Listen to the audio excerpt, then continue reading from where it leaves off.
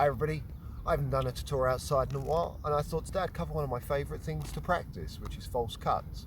So as you see from the demo reel, I'm going to teach two today. One is incredibly straightforward and simple, just triple cut. The other, my favourite false cut, its name something I've long lost forgotten. But it's one I use pretty much every time I perform. It looks flashy, but it's not actually that hard to learn. So first off, what is a false cut? Well, it's not quite the same as a false shuffle, but they get kind of lumped together. I'm not shuffling the cards, I'm cutting them.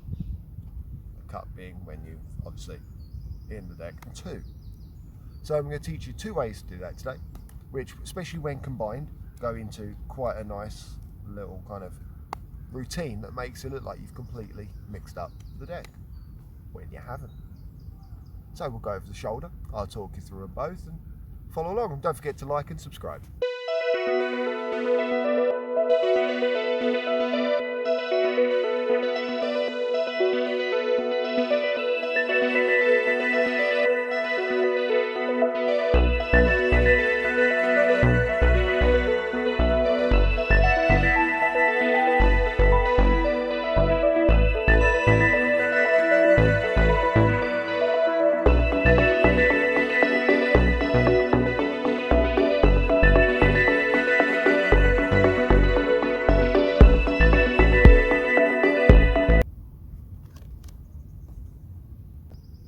Now both of the moves I'm going to teach you today stem from the same position.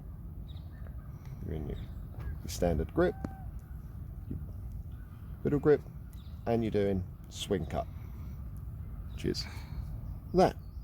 It's just your index finger taking a packet, bringing them out.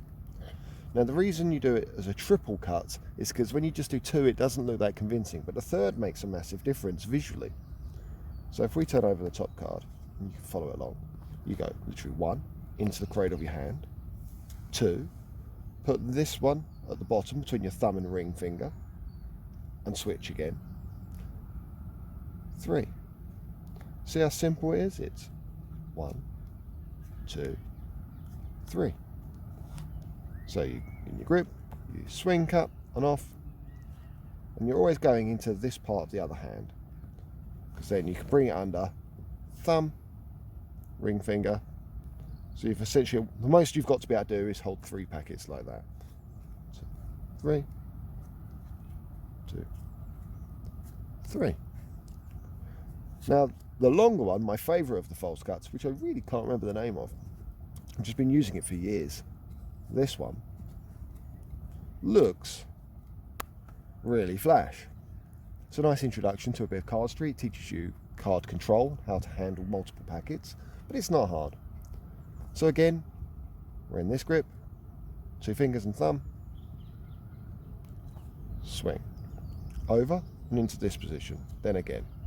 At this point, you're going to do this motion. Okay, so you flip the packet out using your index and a little pulling motion. So from the top,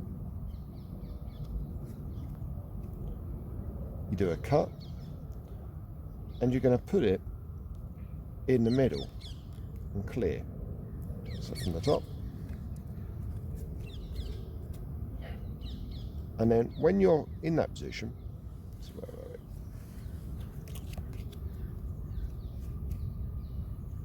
as you come away from it and you're doing this, so you're just bringing it round and on top of that packet. This one you split in half. Okay, from the top again.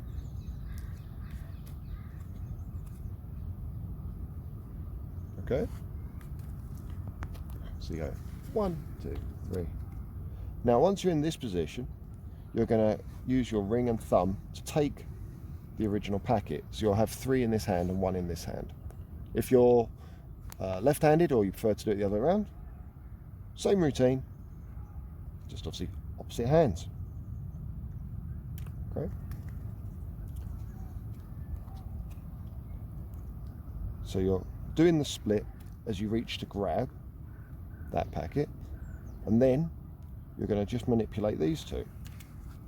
So you go thumb, revolution cut, spin cut, on top. So how does that move work? If we just use a packet to show you the basic move, I'm using thumb, and pivoting around. When I want to go the other way, if you keep a little bit of pressure, they'll stay together fairly tidily. So you go 1, 2, 3, thumb, out, and it lands on top of the first pile, spin, and on top of the first pile, and down. Now, if you want to practice this, use a slightly older deck so it's not too slippery. But what's interesting is, because it's a complete false cut, it'll actually leave the whole deck in the order you put it in. So you can use a stacked deck, for those who know what that is, and maintain the order. So there you go, my favourite false cut. Thanks for watching. See you next time.